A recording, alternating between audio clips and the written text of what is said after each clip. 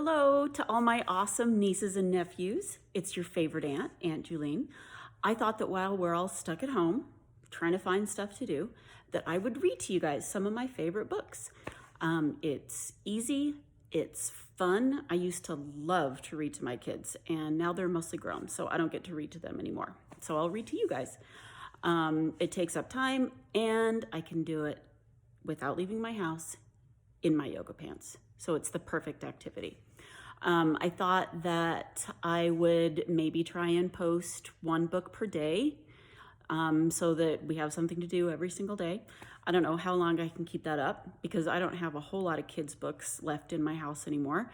And I don't think the library is open. So, but we will just go forward and see how it goes. All right, you guys, the first book we are going to read is The Scrambled States of America.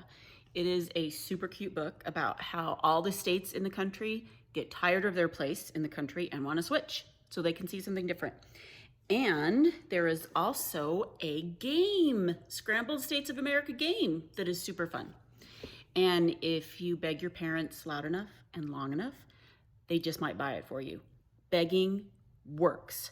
Never stop begging your parents. All right, here we go. The Scrambled States of America by Lori Keller. Hi there, I'm Sam. I'm assuming, since you opened this book, that you're in the mood to hear a story. Well, you're in luck, because I have a story for you. It's a little story about this fine country of ours. I'll bet you thought you'd heard them all, but not many people know this one. Ohio says, "Let me tell it." And Colorado says, "Oh, let me. No, you two, that's my job. Now get back in your places. We're about to start the story. Let's give them a couple seconds to get back into position. 1001, 1002, 1003. Okay, turn the page. Well, it was just your basic, ordinary day in the good old US of A. States all over the country were waking up, having their first cups of coffee, reading the morning paper, and enjoying the beautiful sunrise. All the states, that is, except for Kansas. He was not feeling happy at all. How do I know this? Because he said, "I'm not feeling happy at all." "What's wrong?" his best friend, Nebraska, kindly asked him. Nebraska is a very kind state. "I don't know," moaned Kansas. "I just feel bored. All day long, we just sit here in the middle of the country. We never go anywhere. We never do anything. And we never meet any new states." Said Nebraska. "I mean, don't get me wrong, Nebraska. You're the best friend a state could have. But don't you ever want more? Don't you ever want to see what else is out there?" Yes, I do," Nebraska said excitedly. "And now that you mention it, I'm sick and tired of hearing North Dakota and South Dakota bicker all the time."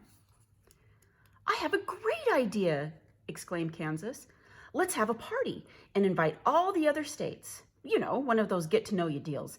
Everyone can bring a favorite dish. We could have music and dancing." "That's a great idea," shrieked Nebraska. "I wish I'd thought of it myself." So, with a little help from their neighbors, Missouri and Iowa, those wacky little Midwestern states planned the biggest party ever. They sent out invitations and blew up balloons. They even hired a band to play. At last, the big day came, and little by little, the states arrived at the party. Nebraska and Kansas were on the welcoming committee. Iowa was in charge of coats, and Missouri and Illinois passed out name tags for each state to wear. Within minutes of their arrival, the states began making friends with each other. They spent hours talking, laughing, dancing, and singing. And you can see here that Nevada and Mississippi are falling in love. Isn't that cute?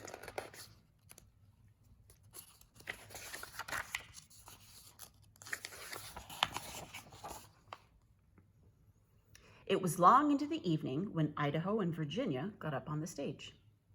"Excuse me," Idaho said politely. Idaho is a very polite state.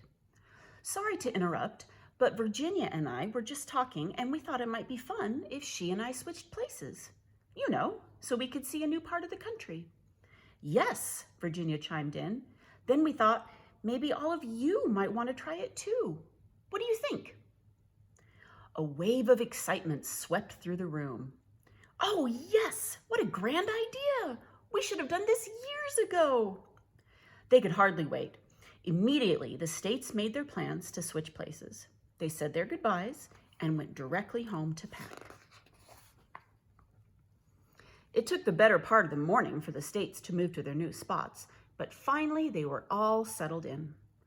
All of the states were much happier now that they were by their new neighbors and in a new part of the country.